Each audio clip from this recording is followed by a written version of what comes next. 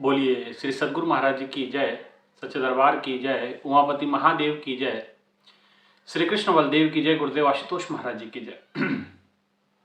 प्रिय भगवत प्रेमियों, सर्वप्रथम आप सभी को चैत्र नवरात्र के नवमी पे आपको हार्दिक हार्दिक शुभकामनाएं और साथ ही रामनवमी के पावन पर्व पे भी आप सभी को, सभी भक्तों को, देशवासियों को प्रभु श्री राम के जन्म के शुभ अवसर पे आप सभी को हार्दिक हार्दिक शुभकामनाएं। भाइयों बहनों, आज बड़ा महत्वपूर्ण दिवस है। नवरात्रों में से, चैत्र नवरात्र में से ये नवमी का दिन बड़ा महत्वपूर्ण होता है। इसी दिन बहुत सारी जगह पे परंपरा है कन्या पूजन की, जिसको पंजाब में कंजिका कहते हैं और कन्या पूजन भी कहते हैं और भी नवमी पूजन भी कहते हैं। तो ये तमाम आज के दिन होता है। आज के दिन हवन यज्ञ भी होता है सबके घरों में, जो पूजन करते हैं माता का। तो आज नवमी भी है प्लस राम नवमी भी है। इसी दिन कहते कि प्रभु श्री राम का मध्य दिवस अति शीत न घामा, और नवमी के दिन प्रभु श्री राम का जन्म हुआ था अयोध्या में। तो आज के दिन राम भक्तों के लिए भी बड़ा महत्वपूर्ण हो जाता है। राम जी का जन्म उत्सव भी लोग बड़े धूमधाम से अपने अपने क्षेत्रों में, मंदिरों में, कथाओं में और भी जहाँ जहाँ प्रभु को मानने वाले लोग हैं, तो वो सब लोग उनके इस उत्सव को करते हैं और प्रभु की कृपा को प्राप्त करने की कोशिश करते हैं। भाइयों बहनों, आज विचार हम करेंगे रामनवमी पे, और साथ ही साथ आज जो नवमी पूजन हम करते हैं, आज के दिन नववें दिन माँ शक्ति के, माँ दुर्गा के नवम स्वरूप का, नवम स्वरूप कौन सा है? माँ दुर्गा का सिद्धिदात्री। तो माँ सिद्धिदात्री के कथा को हम सुनेंगे, उनके ऊपर विचार हम थोड़ा ग्रहण करेंगे। माँ सिद्धिदात्री मतलब माँ सिद्धियों को देने वाली है, भक्तों को अभय दान देने वाली है, भक्तों को मोक्ष मुक्ति प्रदान करने वाली है, भक्तों को ईश्वर चरण अनुरागी बन देने वाली है और मृत्यु के भय से भक्त को बचाने वाली है। और इन्हीं के पावन चरणों में समस्त सृष्टि झुकती है। एका माई जगत बियाई तीन चेले परवान। ये सारी सृष्टि का भरण पोषण करने वाली माँ है, सभी शक्तियों की दात्री है, सभी रिद्धियों सिद्धियों की दात्री है, इसलिए सिद्धिदात्री से कहा जाता है। कहा जाता है कि भगवान शिव ने माँ की बड़ी आराधना, उपासना की, साधना की, ध्यान किया, भक्ति की, और माँ सिद्धिदात्री ने उनको आशीर्वाद दिए और उन्हीं के भीतर और उन्हीं का स्वरूप जो अर्धनारेश्वर जो स्वरूप है, अर्धनारेश्वर की जो पूजन हम करते हैं वो उसी से प्रकट होता है ना। तो कहने का भाव, आधा नर का शरीर, आधा नारी का शरीर, अर्धनारेश्वर उसको कहा जाता है, नारीश्वर भी कहा जाता है। माँ पार्वती का आधा धड़ है। ये समझाने के लिए है कि वही शिव है, वही शक्ति है। शक्ति के बिना शिव शव है और शक्ति शिव के बिना अधूरी है। जैसे शरीर है, शरीर में प्राण ना हो तो शरीर मृत्यु घोषित कर दिया जाता है। इसीलिए तो ये शव कैसे है? जिन हरि भक्ति हृदय नहीं आनी, जीवित शव समानते हैं प्राणी। माँ सिद्धिदात्री का अभिप्राय है कि माँ कहती कि आप ईश्वर अनुरागी बने, भक्ति करें, ईश्वर की चरणों में सेवा करें, प्रभु के महिमा को सुने, उनका गुणगान करें, उनके चरणों में दृढ़ विश्वास हो आपका, और आप प्रभु के चरणों की उपासना, भक्ति, बंदगी करें। माँ सिद्धिदात्री यूँ तो कई प्रकार की सिद्धियाँ कही गई, अनिमा, लघुमी और बहुत सारी कई अष्ट सिद्धि, नवनिधि के दाता कहा जाता ना। अष्ट सिद्धियों के बारे में जिक्र आता है, कभी चर्चा उस विषय पे चलेगी तो वो भी कभी लेंगे। लेकिन ये समझ लो कि जितनी प्रकार की बड़े होने की सिद्धि, छोटे होने की, अब वो नाम मैं लूंगा आपके सामने तो आप थोड़ा उसमें आपको अनसुने होंगे। वो दरअसल टिपिकल नेम है जो शास्त्रीय ग्रंथों के अनुसार उनके नाम रखे गए हैं, अनिमा, लघुमा, है ना। और अब उसको अपने भाषा में कहें तो बड़ा होने की जो सिद्धि है, छोटा होने की सिद्धि है, या दूर ध्वनि को सुनने की सिद्धि है, किसी के अंतर की बात जानने की सिद्धि, तो ये तमाम सिद्धियां होती हैं। लेकिन भाइयों बहनों, आप अब यही होता है कि लोग इन सिद्धियों के पीछे बड़ा समय लगा देते हैं। बहुत सारे ऋषि मुनि मैंने देखा जो तपस्वी थे, इन्हीं शक्तियों को प्राप्त करते थे, लेकिन इन शक्तियों को प्राप्त करके भी मानवीय जीवन का कल्याण, मानवीय जीवन का उद्धार संभव नहीं है। मानवीय जीवन का रूपांतरण हो नहीं पाएगा। मानवीय जीवन की शुद्धि अगर हो सकती है, मानवीय जीवन की अगर शुद्धि होनी है तो सिद्धि से नहीं होगी, शक्ति से होगी। और शक्ति का प्रकटीकरण जब तक नहीं होगा जीव के भीतर तो शव के समान है, और भक्ति के द्वारा ही शक्ति प्रकट होती है।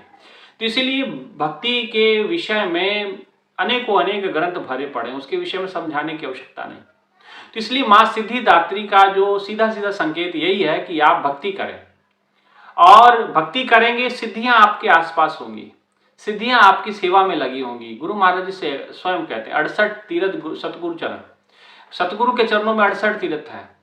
पदवी हो अखंड, सहजो ऐसो धाम नहीं सकल खंड ब्रह्मांड। सहजो बाई कहती कि ऐसा कोई ब्रह्मांड के अंदर स्थान नहीं है जो गुरु के चरणों की सेवा करने पे, गुरु के चरणों की भक्ति करने पे प्राप्त ना हो जाए।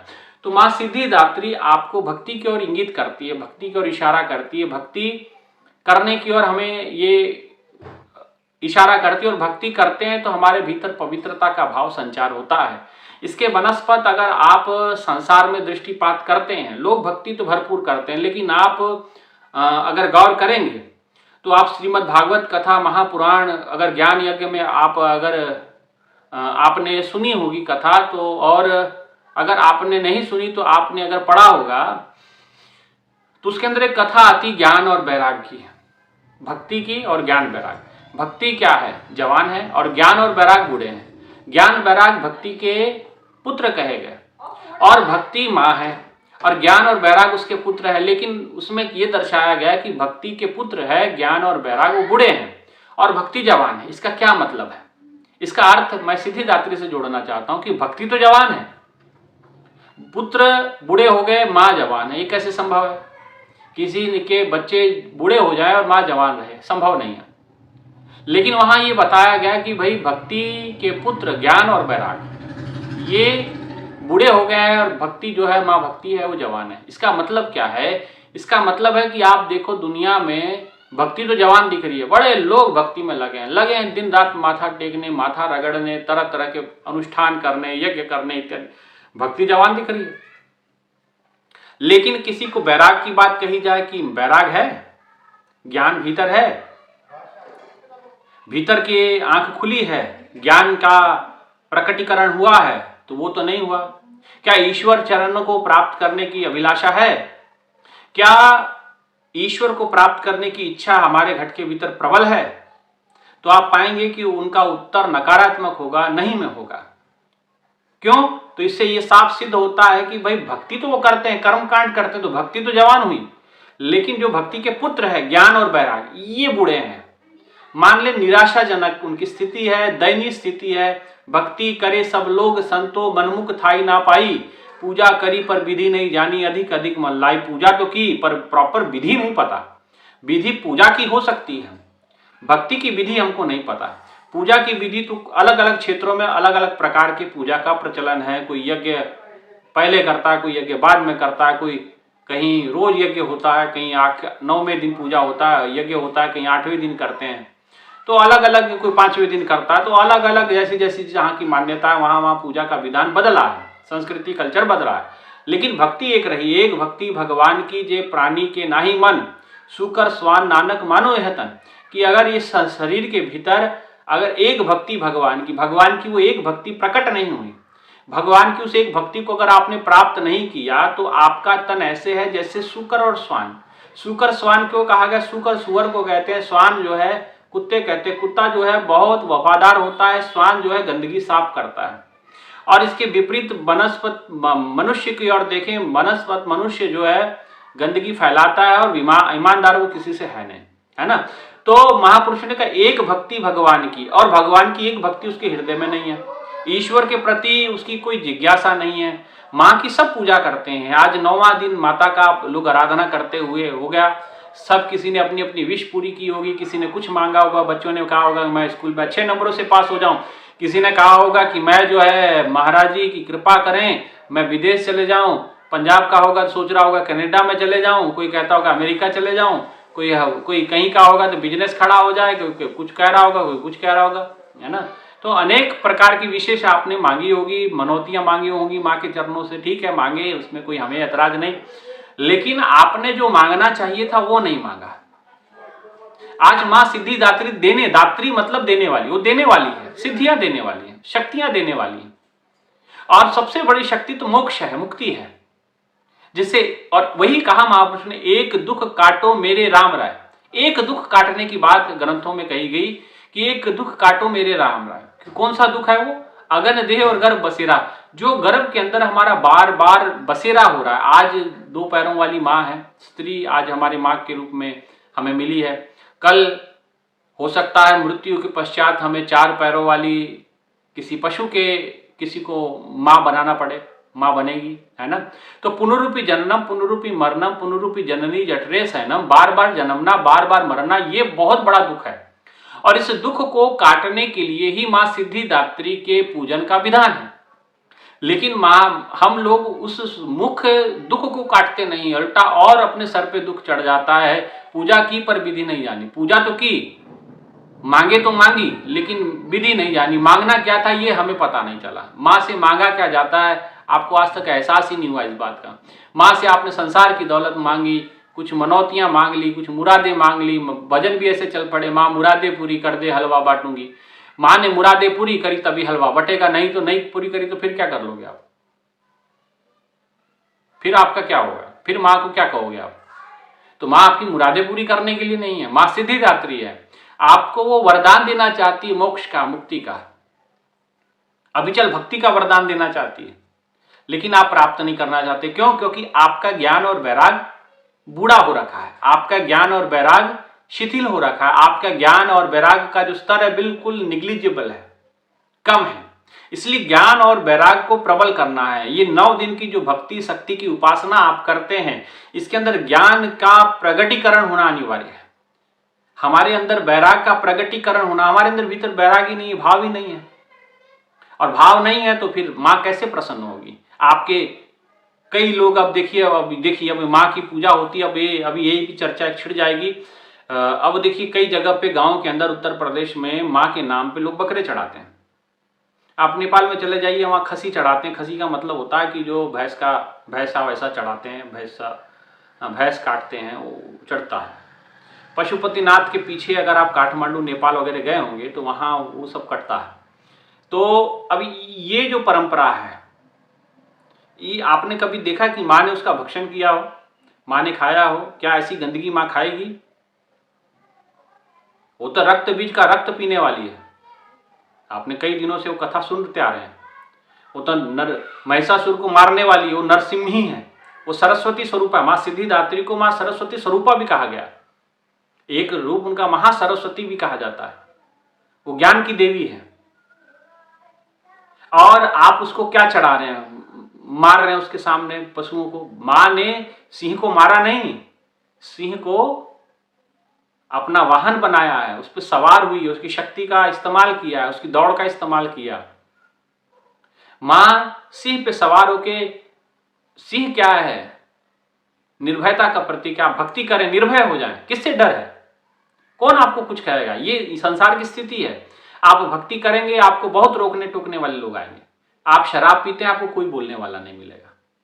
आप जुआ खेलें, आप और भी गंदे कामों में लिप्त हो जाएं, आपको कोई कुछ नहीं बोलेगा, कोई कुछ नहीं बोलेगा, मैं आपको गारंटी देता हूं। लेकिन आप भक्ति करें, बड़ा भक्ति करने लग जाए, तिलक लगाने लग जाए, सुबह शाम आप तिलक लगाएं, महाराज जी की पूजा प्रार्थना करने लग जाए, प्रार्थना करने लग जाए, और तिलक महाराज जी को लगाने लग जाए, खुद लगाने लग जाए। घर ही के लोग बोलने लगे, पता नहीं ये क्या ड्रामा शुरू कर दिया भाई आपने। तो भक्ति, भगवान की पूजा में आपको ड्रामा नजर आता है।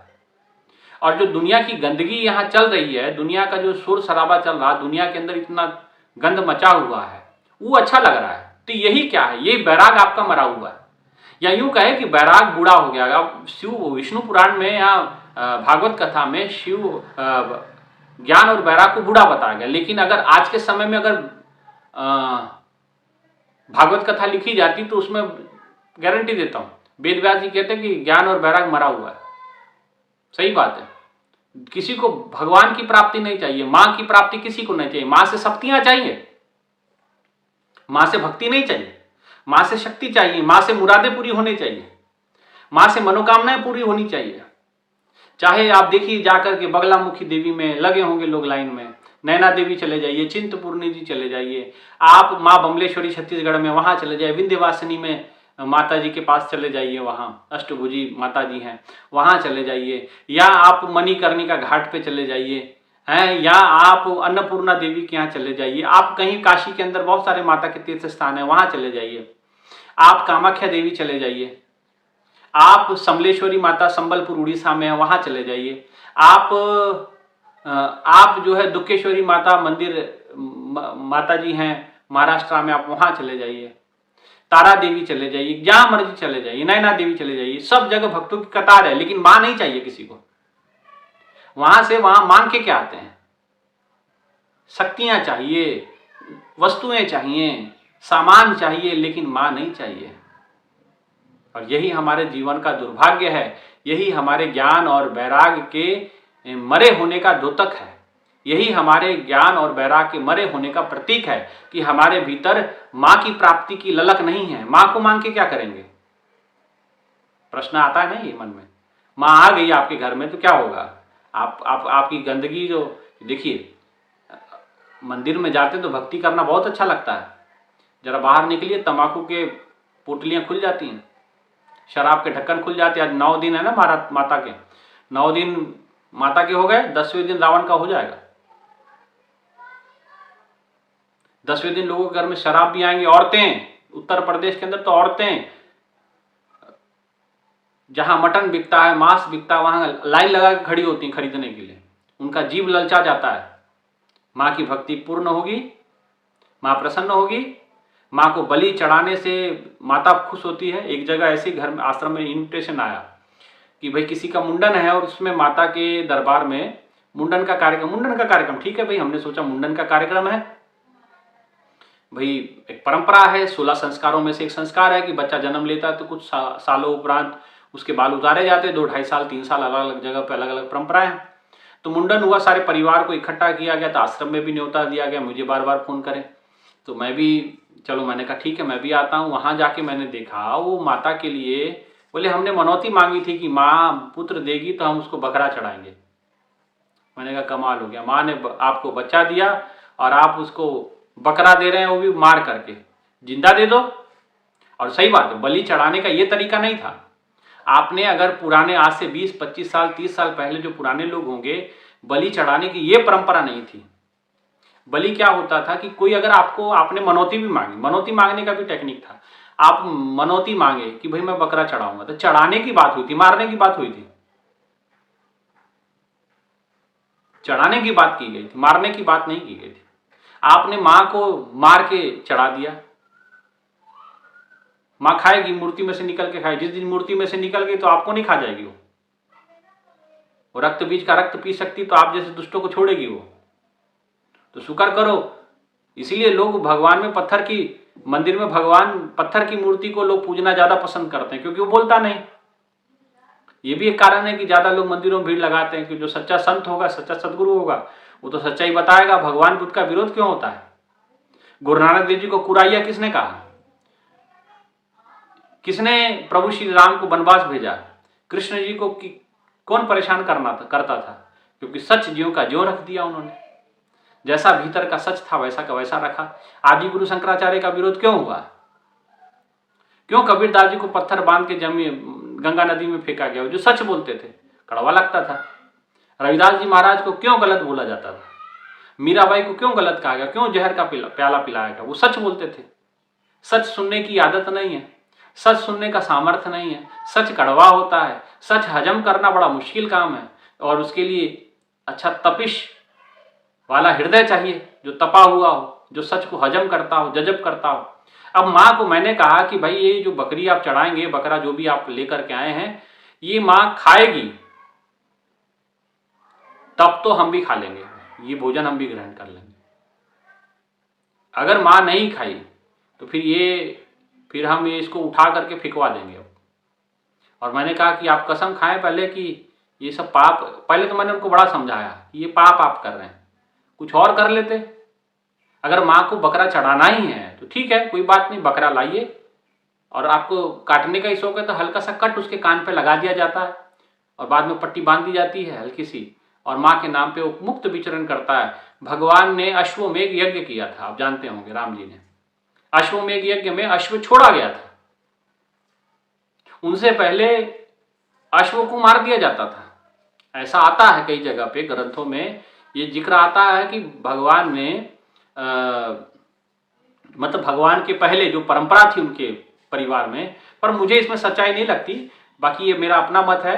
तो ऐसा ग्रंथों में कहीं कहीं जिक्र है, अब हो सकता है कि भाई वो मिसकोटिंग हो कि गौ का वध होता था या मतलब जो है उनकी बलि चढ़ाई जाती थी पशुओं की, और आज के समय में तो संभव सही बात है, क्योंकि मैं नेपाल में देख के आया, वहाँ भी होता है।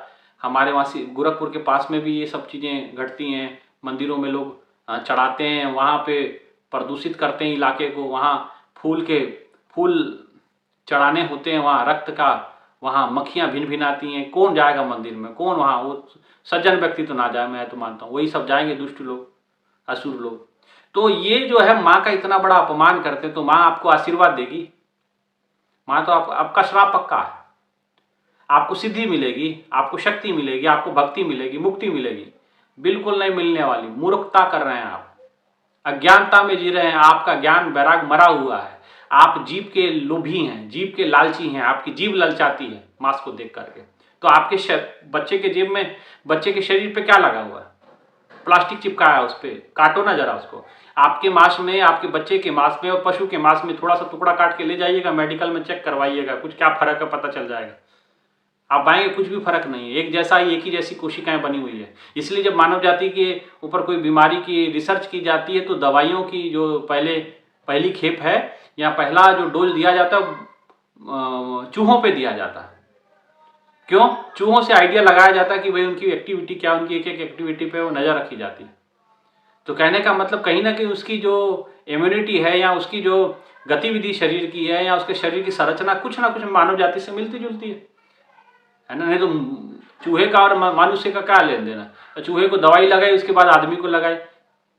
चूहा खाने वाली, चूहा को मारने वाली दवाई आप खा ले, आप भी मर जाते हैं, है ना? होता है नहीं ऐसा? तो चूहे पे इलाज किया जाता पहले। कोरोना की दवाई आई होगी, आपने जाना होगा, पहले चूहों पे एक्सपेरिमेंट हुआ, फिर बाद में धीरे धीरे मानव लोगों पे हुआ, मतलब इंसान पे हुआ, है ना? तो आप पशु चढ़ा रहे हैं माँ को, माँ प्रसन्न होगी? तो ये जो नकारात्मकता है आपकी, ये जो गंदगी है, आप अपने गंदे विचारों से माँ को दूषित कर देते हैं।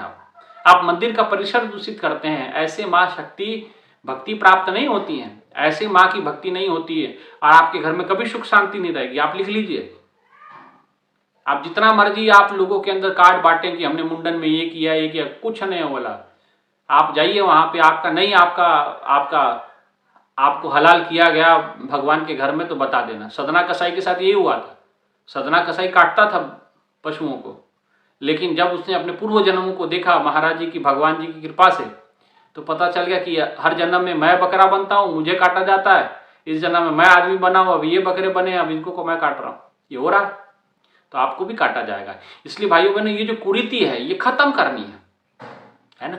ये कोई सभ्य इंसान का परिचय नहीं है। कई लोग कहते हैं कि मांस में बड़ा प्रोटीन होता है, तो प्रोटीन किसमें नहीं है? जरूरी है ज्यादा प्रोटीन खाने, ज्यादा मात्रा में वेजिटेबल खा लो, प्रोटीन ही चाहिए आपको शरीर में। और भी बड़े सारे चीजें हैं, प्रोटीन चाहिए आपको, ले लीजिए, हरी सब्जियां ले लीजिए, गाजर खाइए, आप मूली खाइए। कौन प्रोटीन हमारे इसमें नहीं है? वेजिटेबल में नहीं है, सब तो है, लेकिन आपके जो जीभ का चस्का है और आप उसमें भगवान को दूषित करते हैं, और अपनी दूषित विचारधारा थोपते हैं कि हम तो ये कर रहे हैं, तो भाइयों बहनों ये पाप करते हैं, इससे माँ प्रसन्न नहीं, इससे तो नाराजगी हो जाएगी और आपके कुल का, माफ करें कहना नहीं चाहिए, लेकिन हानि तो आप ही को होगा, है ना। इसलिए बिल्कुल इस चीज़ों में प्रतिभाग ना करें, इस चीज़ों में आप अपने आप को संलग्न ना करें, अपने आप को, अपने भीतर मानवता को पेश करें। हर व्यक्ति में माँ को देखें। आपको तो अपनी सगी माँ में माँ नजर नहीं आती होगी, दूसरे में छोड़ दो। आप अपनी सगी माँ में माँ नजर नहीं आती होगी, दूसरी की तो बात ही छोड़ दो, है ना। इसीलिए पहले तो भक्ति करें और भक्ति करके अपने जीवन को शुद्ध करें और शक्ति संपन्न करें, अपने मन को स्ट्रांग बनाएं और ये सब पाखंड से बाहर निकलें। भक्ति करें तज भ्रम, सभी प्रकार के भ्रम त्याग करके भक्ति करें। बलि चढ़ानी ना, आपके अंदर क्रोध है चढ़ाओ बलि, आपके अंदर लोभ है बलि चढ़ाओ, आपके अंदर काम है, वासना है, गंदगी है ना, चढ़ाओ उसको भगवान के चरणों में। तब माँ खुश होगी, तब माँ प्रसन्न होगी, तब सिद्धियों की दात मिलेगी, मुक्ति की दात मिलेगी, भक्ति की दात मिलेगी। इसलिए भाइयों बहनों, ये ज्ञान और वैराग तो सिद्धिदात्री क्या है? मोक्षदायिनी है। माँ सिद्धिदात्री मोक्ष देती है, मुक्ति देती है। मानवता के गुण इस जीव के भीतर प्रकट होते हैं, मानवता के तमाम लक्षण इस जीव के अंदर प्रकट हो जाया करते हैं, जिसमें माँ की ये संपूर्ण भक्ति को हम प्राप्त करते हैं। लेकिन ये ऐसे प्राप्त नहीं होगी, इसके लिए पूर्ण संत सतगुरु की आवश्यकता है, पूर्ण गुरु की आवश्यकता है। और जब पूर्ण गुरु मिलेंगे तो आपके घट के भीतर उस माँ के परम ऐश्वर्य स्वरूप को, माँ के ज्योति स्वरूप को आपके घट के भीतर प्रकट करते हैं, आपके घट के भीतर उसका साक्षात्कार करवाते हैं। या देवी सर्वभूतेषु शक्ति रूपेण, वो शक्ति है, और या देवी सर्वभूतेषु ज्योति रूपेण संस्थित है, वो ज्योता वाली की जय बोलते हैं, लाइटा वाली, वो एक लाइट है, प्रकाश है। इसलिए मंदिर में जाते हैं, ज्योत जलाते हैं, मस्तक पे धारण करते हैं, वो इसीलिए करते हैं कि भाई ऐसी ज्योत, ऐसी प्रकाश हमारे अंदर जले, ताकि हमारे मन का भी अंधेरा हमारा दूर हो, अज्ञान के अंधेरे से हमें ज्ञान के शिवालों की ओर ले चलो, है ना, असत्य से सत्य की उजालों की ओर ले चलो, है ना। तो हमें अस्तो माँ सदगमय तमसो माँ ज्योतिर्गमय, हमें असत्य से सत्य की ओर जाना है, तो अंधेरे से रोशनी की ओर बढ़ना है, तो पूर्ण संत सतगुरु की आवश्यकता है। और जब गुरु मिलेंगे तो आपको माँ का शाश्वत स्वरूप, सनातन स्वरूप आपके घट के भीतर दिखेगा। और जब आप माँ की भक्ति करेंगे तो भक्ति के ये जो ज्ञान और वैराग है वो प्रबल हो गए, माने वो जवान होते जाएंगे। जैसे वो वृंदावन आए, कथा आती ना कि ज्ञान और वैराग वृंदावन पहुंचे। अब जैसे वृंदावन पहुंचे, माँ उनकी लेकर के पहुंची, वहां वो जवान हो गए, क्योंकि वहां भगवान की भक्ति है। तो जहां भगवान की भक्ति है, ध्यान साधना है, सुमरन है, जिसके घरे में ध्यान साधना सुमरन नहीं है, समझ जाओ कि उनका ज्ञान और वैराग जीरो है। और जिनका ज्ञान वैराग जीरो है तो भाई वो, उसका कुछ नहीं हो सकता, उसका बारे में हम कुछ नहीं कह सकते, उसका भगवान ही मालिक है। इसलिए ज्ञान वैराग को प्रबल करना है तो अपने भीतर के उस ज्ञान प्रकाश को प्रकट करें, साधना करें, उस नाम स्मरण को जोड़ें, से जुड़ें और उस आदि शक्ति को जानें। गुरु ईश्वर, गुरु गोरख वर्मा, गुरु पार्वती माई, गुरु को पार्वती माई भी कहा गया, माने गुरुवाणी में श्लोक आता है गुरु पार्वती माई, गुरु ही माँ आदि शक्ति है ना। तो ये आदि शक्ति का स्वरूप आप तभी जान सकते हैं, गुरु के चरणों में आप जा करके, तभी ये आपको सिद्धिदात्री की ये पूजा आपकी सफल होगी। केवल आप आज 9 दिन माँ के लिए व्रत रखें और 10वें दिन से आप उल्टे पुल्टे काम शुरू कर दें तो काम होने वाला नहीं, है ना। आप बहुत बड़े भ्रम में जी रहे हैं और ये भ्रम तोड़ें आप, इससे पहले कि भगवान आपकी नींद तोड़े। नींद से अब जाग बंदे, राम में अब मन लगा। इसलिए प्रभु में मन लगाएं, माँ में मन लगाएं, तभी आपका जीवन सफल सार्थक होगा, तभी आपकी ज्ञान और भक्ति वैराग, ज्ञान और वैराग आपका प्रबल होगा, स्ट्रांग होगा, और आपकी भक्ति स्ट्रांग होगी तो माँ सिद्धिदात्री आप पे प्रसन्न होकर के आपको मोक्ष मुक्ति का वो दान गुरु की कृपा से वो आपको मिल जाता है। यही माँ सिद्धिदात्री की पूजा उपासना के पीछे मकसद है। आज ही के दिन प्रभु श्री राम का जन्म भी हुआ था, भय प्रकट कृपाला दीन दयाला कौशल्या हितकारी, है ना।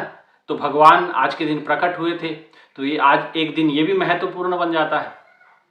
राम जी का जन्म होना हुआ और मध्य दिवस शीत न घामा, ना शीत था ना घाम था, अच्छा मौसम था।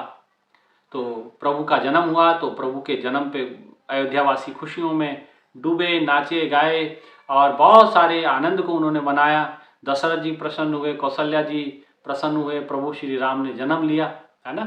तो आज का दिन प्रभु श्री राम के नाम से भी, ये नवमी की तिथि पे उन्होंने, नवमी तिथि मधुमास पुनीता, नवमी तिथि पे वो मतलब वो जन्म लिए थे, इसके साथ उनकी भी कथा जुड़ती है ना। तो आपने राम कथा के माध्यम से, प्रभु की वाणी के माध्यम से आपने कई बार वो कथा उनके माध्यम से वो चीज़ें सुनी होंगी, इसलिए उसको ज़्यादा विस्तार पे नहीं लेते हैं।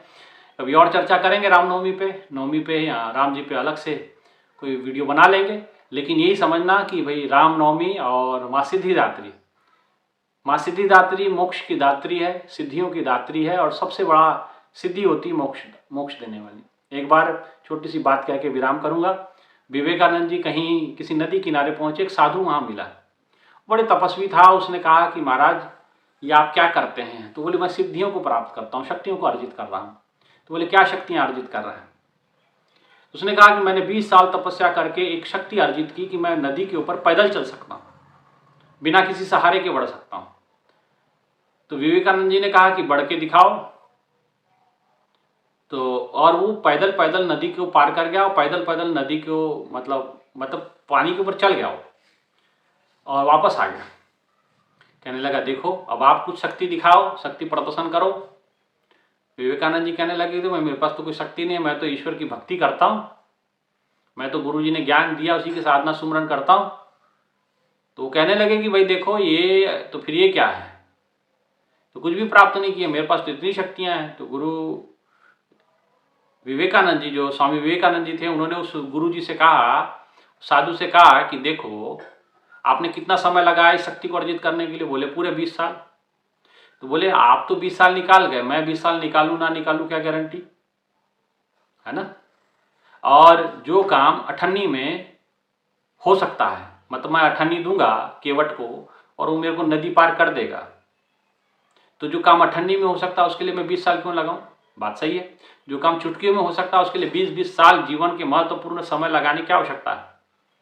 गुरु के चरणों में तो ये सिद्धियां पानी भरती हैं, है ना। इसलिए गुरु के चरणों की सेवा करें, गुरु के चरणों की भक्ति करें, साधना सुमरन करें। इसलिए सिद्धियों में कुछ नहीं रखा हुआ, और सबसे बड़ी सिद्धि तो मोक्ष होती है, मुक्ति होती है, जो गुरु के चरणों से प्राप्त होती है। इसलिए मोक्ष मूलम गुरु कृपा, और गुरु ही पार्वती स्वरूप है, माँ आदि शक्ति स्वरूप है। ठीक है ना। इतना कहते हुए विचारों को विराम। आप सभी को प्रभु श्री राम के जन्म उत्सव पे, रामनवमी पे आपको हार्दिक हार्दिक शुभकामनाएं, सभी देशवासियों को शुभकामनाएं। और माता के नवम स्वरूप, माँ दुर्गा के नवम स्वरूप के, माँ सिद्धिदात्री के पूजन के अवसर पे आप सबको हार्दिक हार्दिक शुभकामनाएं और ढेर सारा साधुवाद। और इतना ही कहते अपने विचारों को विराम। आप पूरा सुने, सत्संग विचारों को पूरा सुन करके तभी ये समझ में आएंगी चीज़ें। और जरूर इस चैनल को सब्सक्राइब करें और आगे भी इस वीडियो को संप्रेषित करें। ठीक है। तो बोलिए श्री सद्गुरु महाराज जी की जय, सच्चे दरबार की जय, उमापति महादेव की जय। धन्यवाद।